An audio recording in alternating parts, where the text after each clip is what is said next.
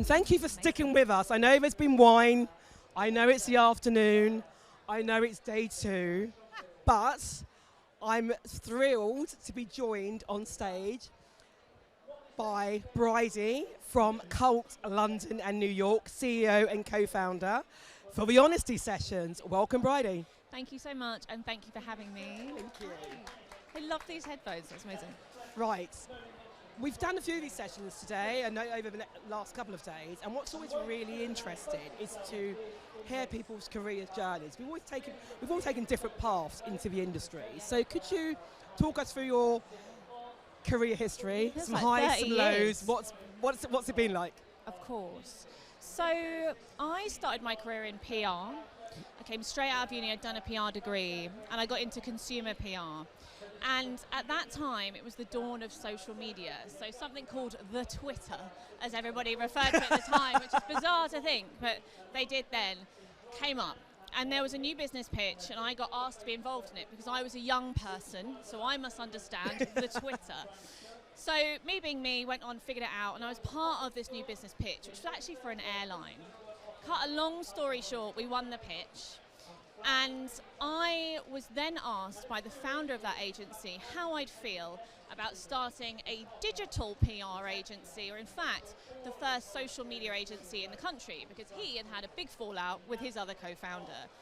I was 23, I didn't really know what I was saying yes to, but I just said yes to it. And so very quickly found myself as a co-founder of one of the first social media agencies in the country. And we were invited.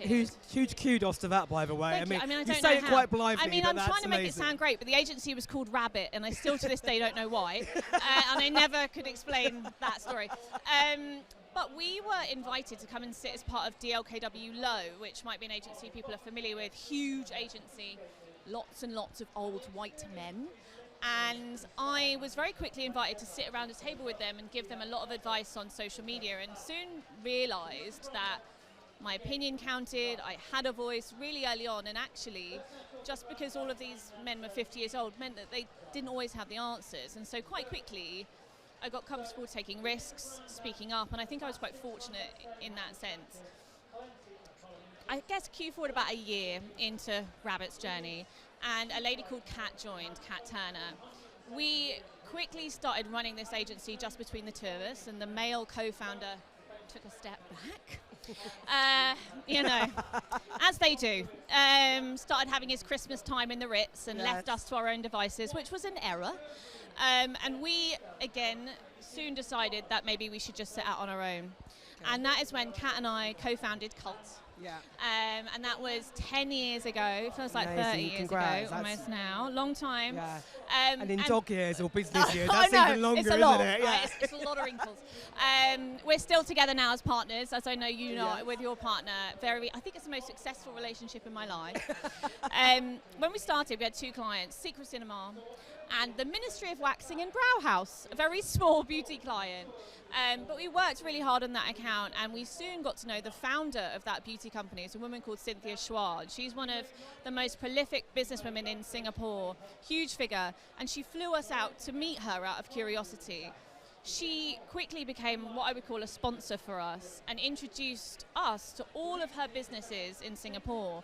So we went from being a team of 3 to a team of 6, working on a UK and Singaporean time zone, which was a bit wild. That's challenging. I've had a client in APAC, and those early mornings, and if you've got US as well, late nights. It's a bit worse than a new baby. It's so it was a lot. But we were young. We had our youth, right? So we were there. It's exciting. Working hard. And that gave us a lot of proof points, the value of social media, creative marketing. And so when we were invited to come to New York by my mate, to meet all of her VP friends who worked at Coty, we were able to hold a really strong conversation that demystified the value of creative marketing on social media to all of the VPs of brands like Marc Jacobs, Rimmel, Katy Perry, Beyonce, and quickly started picking up work in the US market. And at this point, it was a rapid progression. But I think our biggest campaign was something that we did for Marc Jacobs in those early years, which I think was about 2013, 2014. And we launched something called the Marc Jacobs Tweet Shop, where we opened a shop where people could come and pay for things for tweets. We just thought it was a bit of a PR stunt. 10,000 people, 500 pieces of press later. Oh my word. Sounds glamorous, but we were in a basement on TweetDeck. Everyone remembers TweetDeck back in the day. We just sort of sat there answering tweets. Kat was massively pregnant. You know, we're just trying to make it work. But that was a huge catalyst for our growth. We got to know the CMO of Coty at that point, who is an incredible woman called Kristen Darcy. She acted like a sponsor for us too, and we still work with her now. Fabulous. She brought us in to work with Katy Perry, Beyonce, Lady Gaga, Rimmel, all these incredible brands, so we had to scale fast. I think we really are known for campaigns that are deeply rooted in zeitgeist moments. So we've worked with Agent Provocateur to launch WhatsApp Menage a Trois. We've done Chloe Instagram windows, all kinds of things over the years, but that really enabled us to scale. Because you've worked on some amazing. I know we can't I hear can't each hear other. you. I know we've heard. Everyone can hear us. We can't hear each other. I know. You've worked on some amazing brands. You've worked on. You know, what have been some of the highlights? Are these the highlights? Was there more to cut? Like, Oh, there's some. Do you know what? I think a highlight for me. We got asked to work for Rimmel, so a bit like you actually. 6 weeks before the campaign launched, when you get asked to do something. We are launching a new face of the brand, Cara Delevingne. We need to do something in 6 weeks. You've got a budget of 10 grand, but let's be honest. which is not a lot. That's not a budget. No, That's how much money she spends on her hair. Exactly. We need Sure, to do her wardrobe something. was way more than that. Right. So, yeah. And FYI, she doesn't like journalists. We're like, okay. So what we decided to do was hold the first ever Snapchat press conference, which had never been done before. Snapchat was a really new channel. And so I had to go live with Cara Delevingne, and the only instruction was don't swear. She swore left, right, and centre, but the CMO was stood next to us, laughing her head off. 60 Did you swear? pieces. No, well, probably my head. I was sweating. But 60 pieces of press coverage later, it was one of the biggest moments Rimmel had in years, and I think highlights like that, where you're like sweating on your eyeballs, but you've got a good idea, you've got belief in your client, and you're just being creative. Coming together is just golden. It's a moment. I mean, to be honest, it was a bit of a heart attack moment. Yeah. We've had loads of them, Yeah. I think. But yeah, it's definitely been so many highlights over the 10 years. Fabulous. But I think the biggest, most rewarding pivot probably came at COVID. Because at that point, we were just scaling. And I think sometimes you just blindly scale because you think that's the goal, more. I mean, I flew to the US every 2 weeks, East Coast, West Coast, just going more and more and more. And we had studios here in the UK and in the US. We scaled the team, but COVID forced us to stop. And for the first time... And it makes you reassess, doesn't it? And you suddenly take stock and look at what's important. You think about the what's why. working well. And you don't. You know, I think like we're so hardwired to think more, and we're not programmed to just stop and think about what's truly important. Yeah. And so in COVID, because we went completely hybrid with the team, we had to spend more time just speaking to the team, more time just speaking to our clients, and we just started investing in our people and our clients more than the work. So it was people over profit. And because we have developed really progressive people strategies, really high investment in people, productivity went through the roof, work was better than ever, and our profit went up by like 900% year on year, and our growth after COVID. Congrats to that. Wow. But it was that realization that it's not about just winning more and more and more and scaling, it's about investing in people and purpose before profit. Yeah. So since then, we've been a lot more mindful with things like B Corp. We're now one of the most sustainable producers in the world. We're within the top 10. But it's really allowed us to think about balancing people, planet, and profit with growth. And it's that business pivot as well that you've had. For sure. Yeah, for sure. Amazing. But actually, that in itself has meant happier people. Yeah. More, well-balanced, rounded people, and nicer clients that come through the door. Yeah, you and you can say no to that. Yeah, you can pick and choose who you work with. 100%. It's a great position to be in. And more productivity, which is 100%. Yeah. So yeah, it's definitely, it was a trajectory that was doing this. Yeah. We've slowed down. We're now more mindful about what we do, and mindful about where we invest. And I think now we're in a new chapter. So I mentioned this to you earlier. Obviously, we are independent creative agency, but because we've been successful from a profit point of view, we've now been investing in things like Metaverse Beauty Week, which we launched 3 weeks ago, which was a bit nuts. Talk a bit more about that, because we talked at the bar earlier. But yeah, of course. So we founded Metaverse Beauty Week, or it launched about 3 weeks ago, but we've been working on it for about 18 months. And effectively, it's the first multi-day, multi-brand festival on multi-metaverse platforms. So we launched it on Spatial, Roblox, Decentraland, and in IRL. And we work with about 30 different brands to show how brands can exist in these new realities. It was wild. You know, we were developing it for such a long time. The platforms kept developing, but ultimately we really learnt how these platforms can deliver much stronger metrics than traditional channels. So they're really channels that are worth piloting on. And the amount of press coverage was nuts. It's about 300 pieces of press coverage in the week. I mean, I think I gained about 300 wrinkles the same fabulous. week as well. Wow.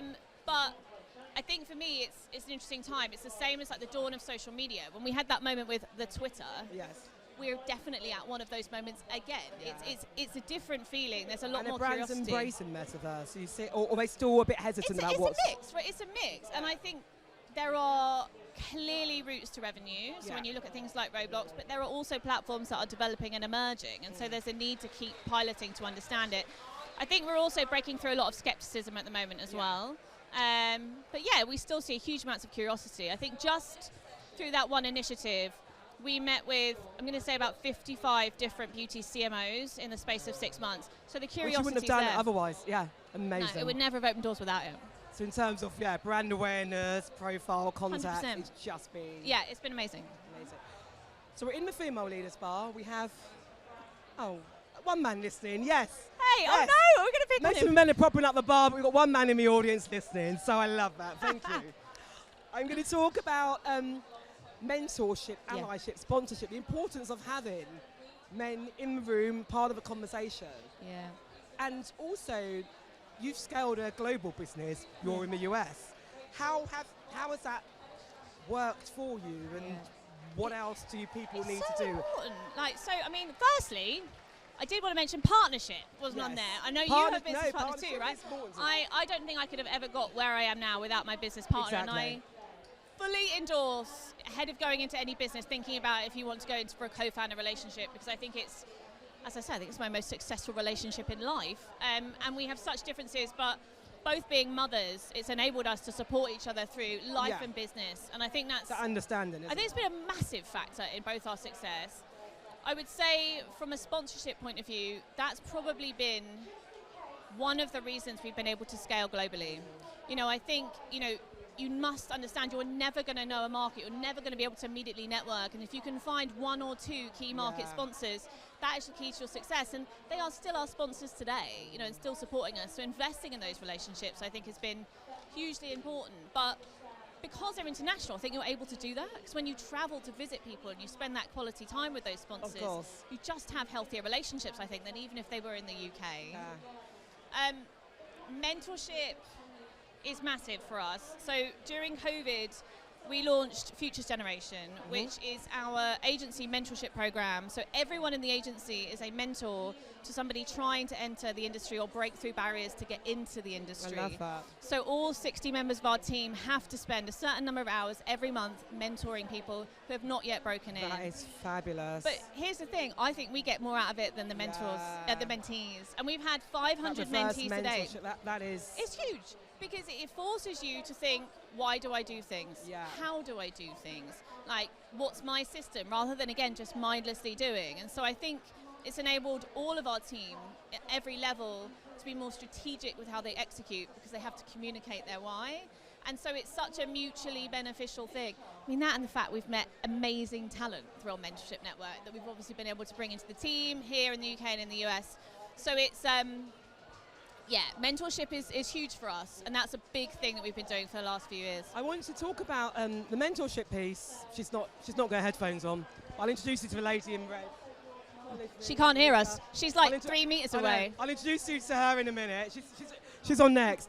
But in terms of that mentorship thing, so she runs a digital skills charity. Okay. So I definitely... we should definitely speak. Yeah, that would be awesome. Meet. I know, we were just saying we need to meet, basically. Have your headphones on. But basically, she runs a digital skills charity.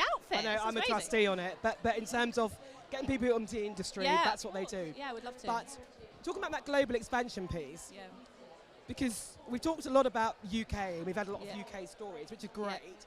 But actually, when you're trying to expand or do something globally, we help companies, we do the opposite. So we help companies come into the UK. But cultural nuances, we talked about it earlier this week, didn't we? It can be so hard to navigate that. So talk a bit about that.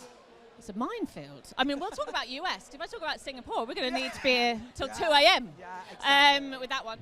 But I think, first and foremost, I get it with the US market. The scale is huge. It's so attractive. We sort of fell into the US market, but what I would say is you have to spend time there. First and foremost, if you want to grow, you need to go and immerse yourself in that culture. And frankly, East and West Coast in the US might as well be different countries. They're completely different, aren't they? Completely different markets. Got to be approached completely differently. 100%. Different ethos, different way of working. It's a whole different vibe. And it's interesting, though, because a lot of our East Coast clients have since moved to West Coast. There's a lot of movement since COVID. But ultimately, the cultural differences are vast from coast to coast. I think you have to spend time to fully understand and make sure your team understand those cultural differences, not so that you can pretend to be like them, but just so that you won't be shocked in a business environment. Yeah. You know, Americans are blunt. Yeah. They're straight talking. Equally, it's very cutthroat on the East Yes. Coast. You've got one chance to get it right, and if you don't, you won't be back. No. Like it's a do or die First moment. impressions count. Every and single time. Yeah. Never self-deprecate. They Yes. think you're weak. You'll be exactly. out. I did that way too many times and learned the hard way. And also, your jokes won't land. No. You just really won't, you know. Yeah. And I think we always try and kind of bring humor to those sessions, but you just have to be mindful of all these little details. I think bringing your team on that journey is key, but never try and pretend that you're the same culture as the person you're in the room with. Like, I think early on we tried saying things like vacation and, you know, all these sort of things, and it's just obvious. It's just so awkward, isn't it? But you try because you think that will help you. You think that assimilation, but actually celebrate those differences. Not. I was like, happy holidays, when they, you know, like, it's just so embarrassing. But you learn the hard way when they sort of look at you like, I think the main thing is understanding those cultural differences, of which there are many, and making sure your team are aware so they're not surprised in a room, but also embracing what makes you different and using it for business advantage. I mean, our main thing that we've always done is we've been able to price more competitively because we have a 70% staff split in the UK versus US. So all of our clients usually get far more access to senior clients, more hours than they would in the US market, just because of that pricing difference. So we're really upfront about that. The other thing is time zones. You can make them work in your favour. Yeah. I can say things like, "We'll work on this while you're sleeping." Yeah. You know, and that's what they want. I mean, that's what they want to hear on the East Coast and the West Coast, not so much. Yeah. But I think it's about knowing your differences, embracing them, and using it as a USP. Once you've got that business, I think there are two key things that we learned the hard way. You can't replicate your UK business in the US from a cultural point of view. If you're building a team out there, you have to let them have their own ways, their own culture, their own ways of doing things. If you try and force them to fall in line with the UK, it won't work. Absolutely not. It's like, it feels alien. So it's about that team having their own identity, ownership over how they want to communicate, which you need to respect. And lastly, if you haven't got good legal people or financial advice in the US market, forget it. You know, it's completely, you know, there are things you can wing and there are things you cannot. And I think, I should say, you know, the US market is sometimes a lot more favourable for business. So throughout all of COVID, the support in the US market was actually even better than in the UK market. So there's a lot of advantages to have, which had we not had that, what felt like very expensive counsel, we would have made a huge amount of mistakes. So that's just something you can't forget, really. Right, I've got Ether waving at me. We're almost at time, but talking too much. As Lisa's up next, I think we can take a couple more minutes because I'm going to be on stage after. I'll be quick. I'm going to get these two questions answered. So, first of all, about advice, about tangible advice for the audience. Yeah. So, what advice would you give to women and men in the industry who maybe not at entry, because there's a lot done at entry level, but how about that mid-level trajectory? I think that's a tough time, right? It is. I think when you're at mid-level, you have to accept that life starts to get more complicated. You might decide to have a family. You might not. You might have more aspirations than just your career, for instance. And I think, for me, I got really, really hard on what I call life design. It's a bit geeky, but I have to have a strategy with my time. Right? I honestly think if people think they haven't got enough time to do it all, they're just not evaluating their time in the right way. I try and set goals for every area of my life, which is obviously like career, wellness, my family, etc. And I have a plan that goes all the way back 10 years, 5 years, 2 years to the week. And my week, everything is scheduled, from deep work to my morning walk to time with my son. It's all in my Google Calendar. And if it isn't, God, I thought I was good with an Excel sheet, but I think I need to learn from you. Bloody hell. But you know what? We're going to talk after. It doesn't happen. No, but you know what? Right? I know. Right? I think I'm all. Life design. I know. Right? No, but like, I'm like, and every week, every Sunday, I sit down and I'm like, right, When is the right time to do my deep work? That didn't work last week. How can I make that better? What can I automate? Because you've got to get strategic with your time. If you don't, you will struggle at that point. And you can't do it all. I'm not going to pretend I do it all. That's bullshit, right? I don't, but I try. You know, and I try to make sure that my calendar reflects my values and my goals and not somebody else's to-do list, which it definitely does. When you're midway through your career, you've got everything else everyone needs you to do. But I would say also try and make room for spontaneous thinking. So I listen to Mel Robbins. I know it's cheesy. I do love her. And she said something the other day, which was about how every 7 years your entire body regenerates. So your aspirations and your goals and what you dream to do might change too. So every morning I try and sit there and go, what would I really wish for today? And I just see what my brain lands so that I can try and be a bit spontaneous with it. Try and keep a little bit of spontaneity into those goals. And my last thing, so I'll be quick, is divorce your personal situation from your professional life. And by that I mean financial stability. Like, make sure that whatever your setup is at home, your overheads, your family costs, it's something you can maintain. So that in business, whatever your business is doing, it does not impact your personal life and your family setup if that's what you choose to do. Because in business, you need to be able to take risks. Yeah, and be objective with those, And not think, if I do that and it goes wrong, I can't pay for the school fees, or I can't go on that holiday, or I can't do that thing I wanted to do. You have to divorce it, because I think otherwise you start to become risk averse because you have more to lose at that stage in your life. And that's hard to do. Takes some planning, but I think in the last couple of years, that's been a game changer for me. Brilliant. Last question, quick question. Aoife's talking, so she's not kicking me off stage yet. That's fine. She's not doing this. Yeah, last quick one. No, she's got headphones on. It's all good. Right, last quick question is, what is a strong leader? You're a leader. You're a leader of the global team. Yes. What does a leader need to be? Again, in threes. I like things in threes. Okay. What 3 qualities does a leader need to have? A good leader. So, yes. I actually think the first thing should be selfish. I know that's awful, but I think you have to make sure that you put yourself first whenever possible so you can be strong for your team. So first and foremost, this is what I do every Sunday. Think, what do I need to do this week? Because if I'm strong and I'm centered and I've invested in my health, I'm better for everyone else. That doesn't mean that you can't lead with empathy. So empathetic is another one. And this isn't one word, but just not afraid to admit when you fucked up. Because, and again, we did a whole agency conference in January, and there's a lot of them now, and I was like, I don't know what we're going to say to them this year, what can we say? So I did a 10-year story of every fuck-up we've ever made. And I tell you what, it was probably one of the best moments of connection I've ever had with my team. Because, you know, I mean, there was a lot of laughter at me, but I think sharing your mistakes is so much more valuable than sharing your wins, you know? Exactly. Yeah, and I think we're so afraid to do that now because everyone's shouting about the perfect life. So yeah, it's not a word, but you know, kind of. Bridey, I could talk to you for ages, but I've got to end it there. Thank you so much. Thank you for having me.